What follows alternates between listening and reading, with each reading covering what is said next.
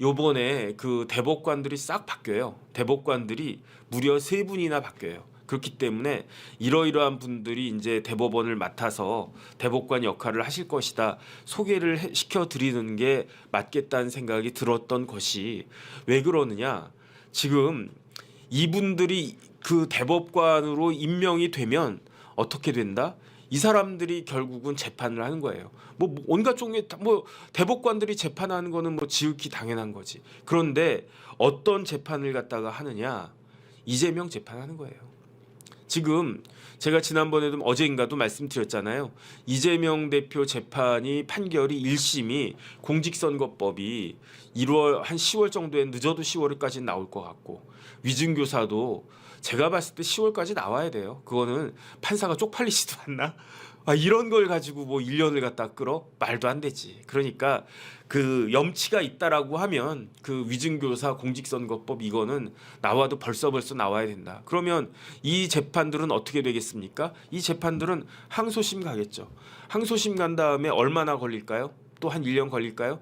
모르겠어요. 어쨌든 항소심은 할 게 없거든요. 항소심 할 게 없어요. 왜 1심에서 지금 뭐 2년씩이나 끌었느냐? 그거는 증인 불러 제끼고 뭐 이것저것 뭐 사실관계 파악한다라고 해가지고 그래가지고 1심이 질질질 끌었던 건데 항소심은 1심에서 다 불렀잖아.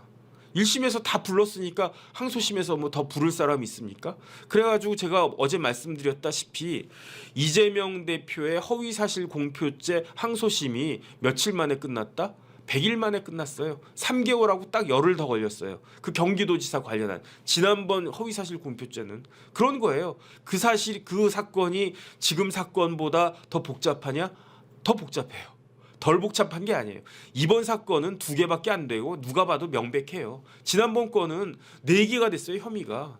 그러니까 2배 이상 더 복잡한 사건이었고, 그러니까 뭐 전원합의체까지 가가지고 그냥 머리 싸매가지고 그랬던 거 아니었겠습니까? 그 다음에 그 사건은 1심 무죄, 항소심 유죄, 그다음 대법원 무죄 왔다 갔다 할 사건이었으니까 어려운 사건이었다고 볼 수도 있어요. 생각이 뭐 판사들끼리도 생각이 달랐으니까. 그런데 뭐 이번 사건 뭐 그렇게 어렵습니까? 안 어렵잖아. 그러니까 법대로 하자고요. 공직선거법. 그러면 얼마면 끝난다? 10월에 끝나면 1월 달 늦어도 2월에는 항소심 판결 나와야 돼요. 그 전례도 있잖아요. 그러면 그때부터는 누가 그 대법원에서 이 이재명 대표 공직선거법 재판을 한다? 지금 말씀드리는 이 대법관, 후임 대법관들이 재판을 갖다가 하게 되는 거예요. 그러니까 이 사람들이 어떤 사람들이다라고 하는 것을 아는 것이 중요하다. 저는 그런 생각이 들고요. 그래서 먼저 요번에 그 퇴임하는 대법관들이 누구냐? 1번 김선수, 2번 그 노정희, 3번 그 누구지? 그 유명한 분이 이동원 대법관님. 그 이렇게 3분이 이제 물러나게 되는데 김선수 대법관은 되게 유명한 사람이었어요. 왜 유명한 사람이냐?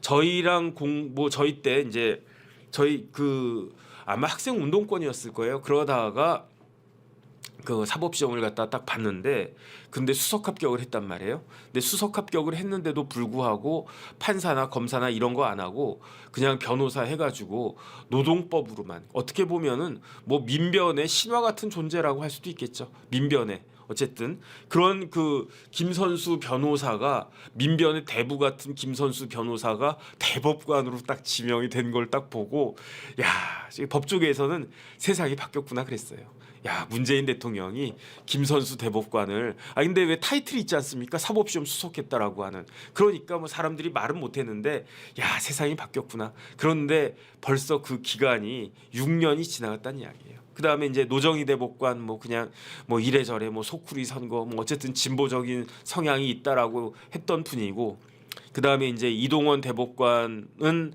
굉장히 저희가 잘은 모르고 그 저랑 신우회 모임, 제가 법원 신우회 모임 가끔 나갔는데 그때 이동원 대법관이 부장판사 하실 때 그 법원 내 신우회에 간사하고 계셨어요.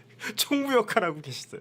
그래가지고 가끔 가보면은 뭐 주보 같은 거 나눠주고 근데 뭐 어떤 분이 뭐 주보를 갖다가 나눠주더라고요. 그래서 이분이 누구야 그랬더니 이분이 부장판사님이네. 처음 딱 갔을 때는 몰랐는데 아이고 높은 분이 뭐 이런 주보를 나눠주시네 그랬는데 어쨌든 대법관까지 가셨는데 제 개인적으로는 대법관 뭐 충분히 잘 하신 분이라고 생각을 하고요.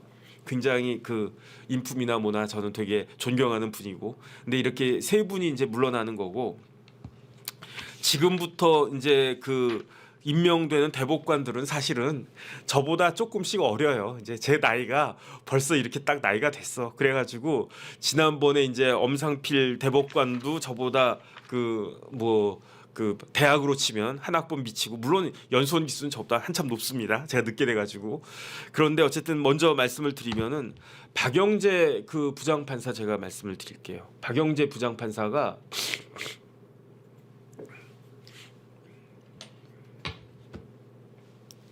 저렇게 생긴 분인데, 이거는 이분 말고 다른 남자. 네네. 박영재 부장판사인데 저보다 대학교 1년 후배예요. 1년 후배인데 저는 잘 몰라요. 잘 모르는데, 그런데 어쨌든 사법연수원 22기인데 재학중학교 기탄 이야기예요. 고등학교는 부산의 배정고등학교라고 있대요. 전 잘 모르는데 부산의 배정고등학교 나와서 서울대 69년생인데 빠른 69라서, 그러니까 68들하고 같이 다닌 거죠. 그러니까 87학번이고 재학 중에 사법시험 합격해가지고, 그래서 제가 아침에 누구랑 같이 그거 했냐면은, 돌직구 누구랑 같이 했냐면은 전주의 의원이랑 같이 했거든요. 근데 전주의 의원님이 연수원 21기예요. 그러니까 연수원 기수는 한 기수 차이고, 그 다음에 판사 계속 같이 했잖아요. 그래가지고 제가 물어봤어요. 박영재 부장 어떤 사람이에요? 그러니까 에이스 중에 에이스지, 저한테 그러더라고요. 근데 커리어 자체가 그래요. 그래가지고 초임부터 뭐 다 이렇게 좋은 데만 뭐 서울부터 시작해가지고 쭉 갔는데, 특징이 뭐냐면은 박영재 부장의 특징이 뭐냐면은 직급별로 법원 행정처에 근무했어요. 그러니까 법원 행정처가 대한민국의 판사가 지금 3,000명 있거든요. 근데 지금은 잘 모르겠는데 법원 행정처에 판사가 몇 명 있냐? 30명 있어요. 그러니까 판사 중에서 3,000명에 30명이면 몇 퍼센트다? 1%잖아요. 그러니까 1%에 해당하는 판사가 뽑혀가지고, 법원행정처는 재판하는 데가 아니고요. 법원의 온갖 행정이나 여러 가지 그런 일들을 하는 거니까 판사들 중에서도 제일 뛰어난 사람들, 제일 일 잘하고 샤프한 사람들이 가는 데가 법원행정처인데, 이 박영재 부장판사 같은 경우, 고등법원 부장판사죠. 박영재 부장 같은 경우에는 직급별로 행정처에서 다 근무를 한 사람이에요. 그러니까 평판사일 때도 법원행정처에서 근무하고, 그 다음에 부장판사가 됐을 때에도 법원행정처에서 근무하고, 그 다음에 고등법원 부장판사가 되면 그때부터는 차관급이거든요. 고등법원 부장판사 할 때도 법원행정처에서 근무하고, 이런 경력 가지신 분들은 별로 없어요. 거의 없을 거예요. 제가 본 적이 없어요. 그래서 뭐 재판 뭐 이렇게 중요한 데서 뭐 사법연수원 교수도 하고 이런 것들은 뭐 재판연구관하고, 재판연구관은 안 했네. 어쨌든 그런데 보면은 평판사일 때는 법원행정처에서 인사 담당관을 했고요.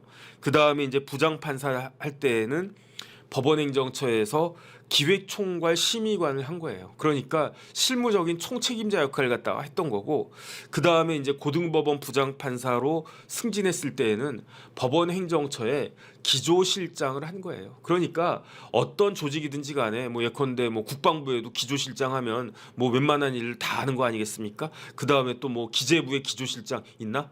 있을 거예요 아마. 어쨌든 그렇고 뭐 각 부처마다 기획조정실장 있잖아요. 기조실장하고 나면 되게 차관 승진하고 그렇게 딱 되는데, 그런데 박영재 부장판사는 법원행정처에서 기조실장을 그러다가 2023년 2월에 법원행정처 차장을 했어요. 2023년 2월부터. 그런데 법원행정처 차장은 어떤 자리냐면, 법원행정처의 처장은 대법관이에요. 그러니까 처장이 대법관이고 차장이 고등법원 부장판사인데, 그런데 법원행정처, 그러니까 판사들은 대법원장을 그냥 회장님이라고 그러고 판사들 지들끼리 그러더라고.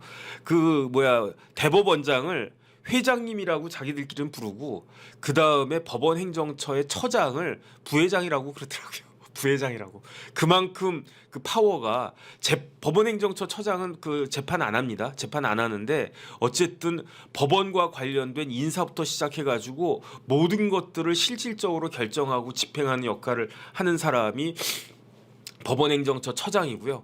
그 다음에 그 밑에서 법원행정처의 차장을 갖다가 그 고등법원 부장판사가 하는데 그렇기 때문에 굉장히 일도 많고요. 그 다음에 법원행정처 차장하면 대개는 다 거의 다 한 70%그 정도 이상은 제 느낌으로는 그 아주 특별한 일이 없는 이상 예컨대 임종원 차장님 같은 경우에 국정농단 사건에 연루돼가지고 아주 그냥 곤욕을 갖다가 지금도 재판받고 계실 거예요. 이제 그런 분들만 예외적으로 대법관이 못 되지 법원행정처 차장 정도 하면은 실질적으로 진짜 그 대법관으로 가는 거의 영순이다 이렇게 봐야 될 것 같아요. 왜냐하면 그런 사람을 법원행정처 차장으로 시키는 거고 차장으로 일을 또 열심히 잘하고 했기 때문에 대법관으로 또 그 발탁하고 이런 거 아니겠습니까? 그러니까 박영재 부장판사는 법원행정처 기조실장하고 곧바로 행정처 차장하고 그런데 중요한 건 뭐냐면 법원행정처 차장 됐을 때 그 박영재 부장을 행정처의 차장으로 임명한 사람이 누구냐? 김명수 대법관이었어요. 그러니까 그 조희대 대법원장이 작년 12월인가 그 대법원장 되셨잖아요. 그런데 누구야 이제 그 박영재 차장은 작년 2월에 그 김명수 대법원장에 의해서 그 임명이 됐기 때문에 그래서 또 뭐 어떤 분들은 야 그러면 뭐 김명수 대법원장이 임명한 사람이니까 좀 뭐 그렇지 않냐 뭐 이런 생각들을 하실 수도 있을 것 같은데 저도 뭐 잘 모르니까 저도 뭐 개인적으로는 박영재 부장하고 되게 유명한 사람이다 뭐 되게 잘 나가는 사람이다 뭐 아주 그냥 에이스 중에 에이스다 이런 이야기는 들었어도 개인적으로 아는 사람이 아니라서 근데 제가 이렇게 몇몇 분들한테 잘 아는 분들한테 이렇게 쭉 물어봤더니 굉장히 아주 그냥 뭐 좋은 분이라고 평이 좋다. 그러니까 오히려 지금 조희대 대법원장님이 대법관으로 이렇게 지명하고 추천하고 그랬던 거는 그러니까 할 만한 사람을 갖다가 한 거고 그다음에 제가 다시 한번 생각해 보니까 오히려 야당에서 별로 공격할 만한 야당이 그 동의를 해줘야지 대법관 임명되는 거잖아요. 동의 안 해주면 지금 이렇게 그 순위에 올라가 있어도 그 대법관이 못 되는 거 아니겠습니까? 그런데 야당에서 뭐 아무리 공격을 하려고 해도 김명수 대법원장이 차장으로 임명했던 분인데 뭐 여기에 대해서 뭐 개인적인 비리나 뭐 어떤 하자가 없는 이상 여기에 대해서 야당이 뭐 그거 할 수 있겠나 이런 생각이 전 들어가지고 그래서 어쨌든 뭐 잘하실 거라고 생각을 하고 잘 됐으면 좋겠다. 그다음에 잘 되면은 잘할 것 같다. 일단은 그런 생각 들고요.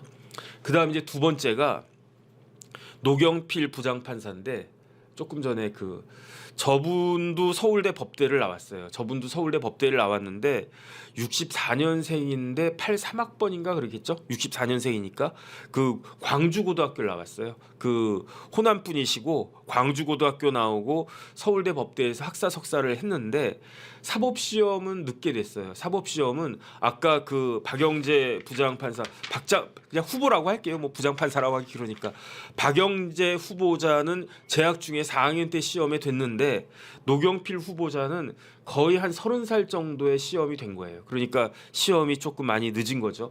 그래도 굉장히 학구적이고 굉장히 뭐 그 기수에서는 뭐 이렇게 후배 뭐 저도 마찬가지인데 저 연수원 동기들 저보다 되게 다 어리거든요. 그다음에 이제 뭐 다 뭐 검사장 된 친구들도 요번에 여럿 나왔는데 다 저보다 뭐 어리지 뭐. 그러니까 뭐 근데 노경필 후보자도 뭐 비슷하지 않았을까?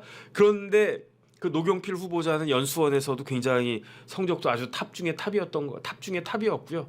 그 다음에 뭐 이것저것 재판도 잘 하시는 분이다. 일단 저 그 이야기 들었고, 그 다음에 재판연구관도 뭐 이렇게 많이 하셨고, 그 다음에 이제 노경필 그 후보자는 전공이 행정법 전공이다. 그렇게 이야기가 되고 있고. 그래서 저도 이제 또 여러 사람들한테 물어봤는데 노경필 후보자도 대법관 되시면은 잘할 거다. 뭐 저는 그런 이야기 들어가지고 저도 개인적으로는 몰라요. 저분 개인적으로 모르는데 근데 어쨌든 그 광주고등학교 나왔으니까 그러니까 민주당에서 이렇게 함부로 또 이렇게 비토 놓거나 그렇지는 못할 거 아닌가. 어쨌든 저는 그런 생각이 들고 그 다음에 마지막으로 이수견 그 후보자인데 이수견 후보자는 굉장히 커리어가 독특해요. 그 인천에서 68년생이니까 저보다 한 살 어린데 그런데 그 뭐 고향은 인천이라고 그러고 그 다음에 고등학교 어디 나왔냐면 여의도 여고를 나왔어요. 여의도 여고를 나왔는데 대학을 어딜 갔느냐? 포항공대를 갔어요. 포항공대를 갔는데 전공은 뭐였느냐? 포항공대 산업공학과에 들어갔대요. 87학번이 아마 포항공대 1회였을 거예요. 제 기억에 저희 때는 포항공대가 없었던 것 같아.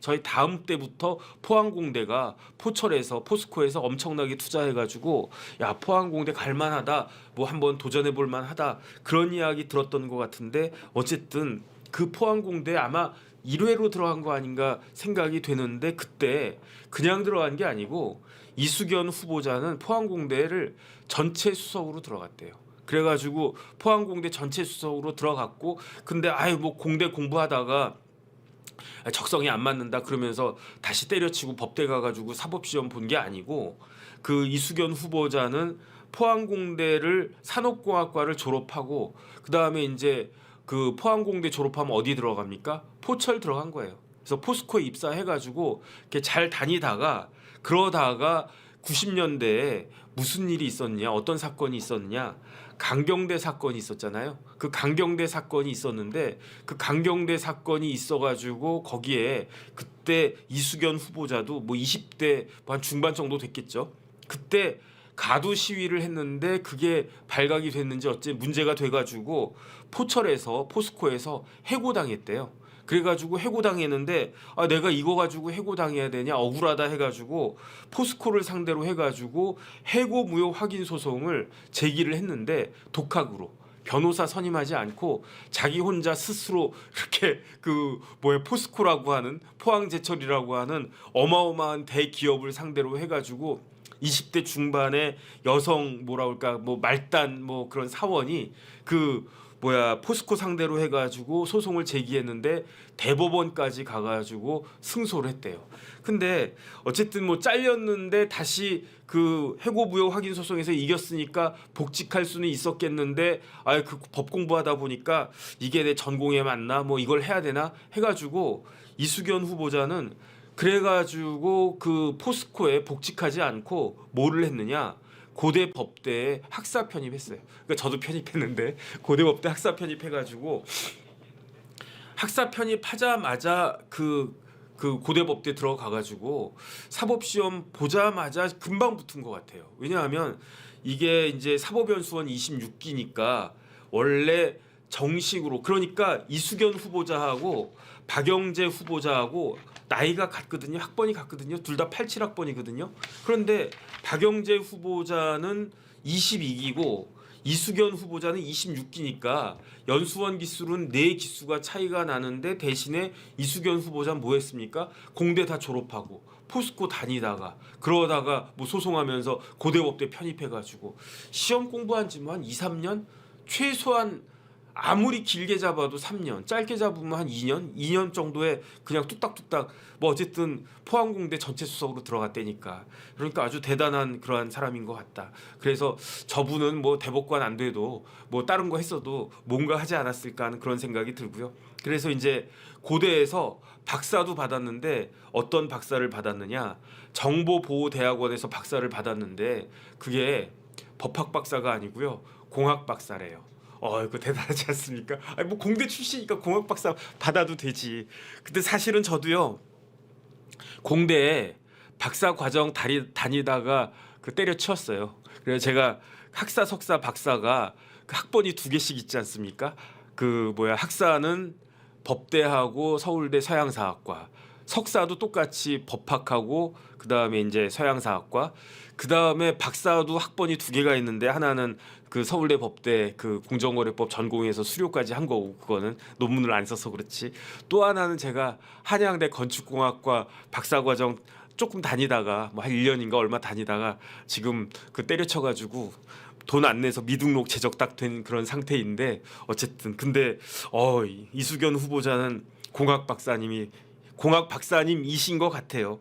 그래가지고 어쨌든 이수견 후보자도 그냥 뭐 법원에서 이렇게 쭉 그 하다가 그 전공이 아무래도 공학 쪽이니까 특허법원의 부장판사는 고등법원 부장판사거든요. 특허법원 자체가 고등법원급이기 때문에 그래서 지금 특허법원에 이제 고등 그 부장판사로 그 재직하고 있는데 이번에 이제 대법관 후보자로 그 추천이 된 거죠. 그런데 뭐 어쨌든 몇 가지 그런 것들이 있어요. 뭐 2011년에는 서울중앙지방법원의 그 영장 전담 부장판사가 됐는데 제가 몇 번 말씀드렸잖아요. 영장 전담 부장판사는 무지무지하게 중요한 자리다. 그렇기 때문에 굉장히 요직이다. 그다음에 무지무지하게 중요한 자리이기 때문에 영장 전담 판사하고 곧바로 개업하고 변호사 개업하고 이런 일들은 가능한 거의 없다. 왜냐하면 어제까지 영장했던 사람이 딱 나와가지고 변호사 개업하면은 영장 청구된 사람들이 우르르 몰려갈 거 아니겠습니까? 근데 그건 도의적으로 맞지 않으니까. 그런데 그 이수견 후보자는 서울중앙지방법원의 영장 전담 그 부장판사였겠죠. 그때 부장판사였을 텐데 부장판사가 아니었어요. 평판사였는데 그 중앙의 영장 전담 판사였는데 여자로서는 처음이었어요.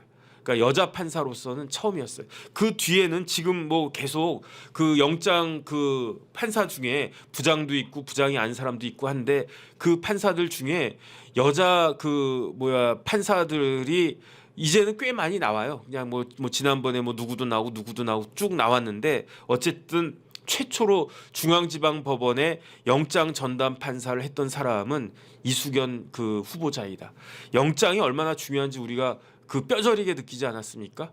그 서울중앙지방법원에 영장 전담 판사라고 하면 대대로 잊혀지지 않을 이름이 있지 않습니까? 유창훈 부장판사.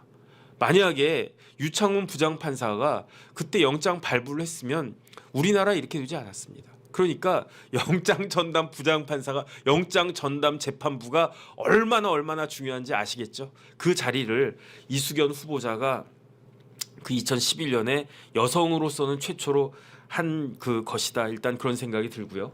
그 다음에 제 생각에는 세 분 다 무난히 그 통과가 될 것 같아요. 아무리 의회 권력을 민주당 등 야당이 독점하고 있다고 하더라도 저 세 분에 대해서 이제 또 하긴 인사청문회하면 뭐 이것저것 부동산이 어떠니 뭐가 어떠니 근데 군 문제는 없을 것 같고 왜냐하면 그 이수견 후보자는 여자고 나머지 두 분은 다 군법무관 갔다 왔으니까 군 문제는 없을 거고 재산이 많을래나 그 다음에 위장 전입 같은 거 했을래나 그 다음에 부동산 가지고 또 문제가 있을래나 그런 건 모르겠는데 설마 그런 건 없을 거라고 저는 생각을 하고 그렇다라고 하면 지난번에 이균용 대법원장 후보자를 말도 안 되는 이유 가지고 낙마시킨 것과 같은 그런 행패를 민주당과 야당에서 하지는 못할 것이다. 저는 그렇게 예측을 하고요. 특히 이수견 후보자는 여자인데다가 또 뭘 갖다가 했냐면 이분이 공학 박사잖아요. 그러니까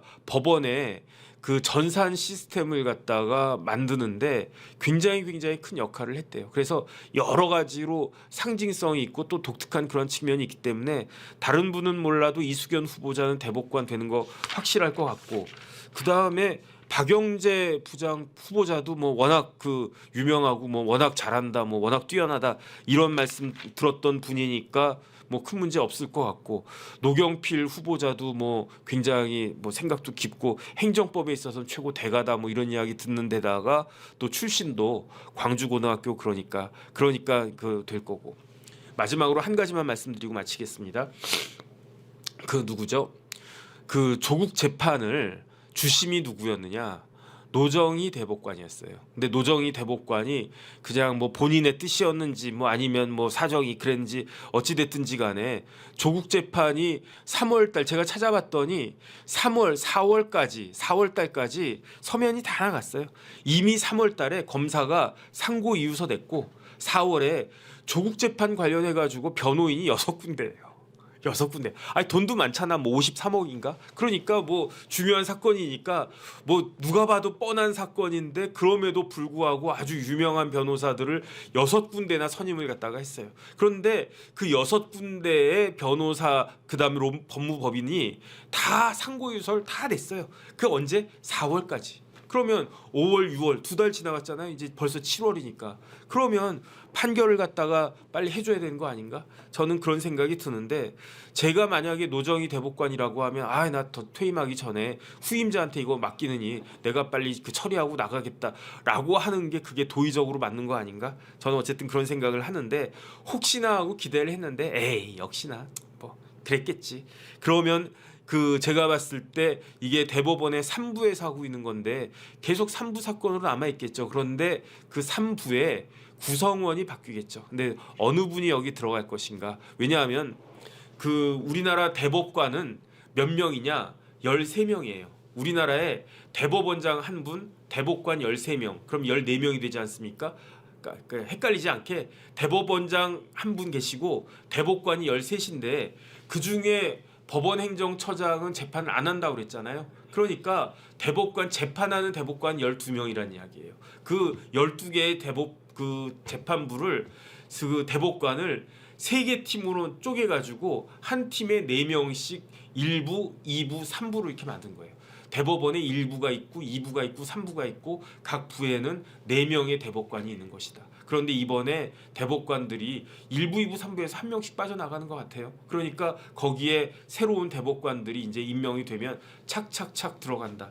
설마 조국이 자기 재판 좀 더 늦추려고 하루라도 더 국회의원 하고 싶어서 뭐 이분들 중에 한 명을 갖다가 낙마시켜 가지고 뭐 또 이렇게 뭐 그렇게 하지는 않겠지? 그 정도까지는 하지 않겠죠. 어쨌든 저는 그런 생각이 들고요.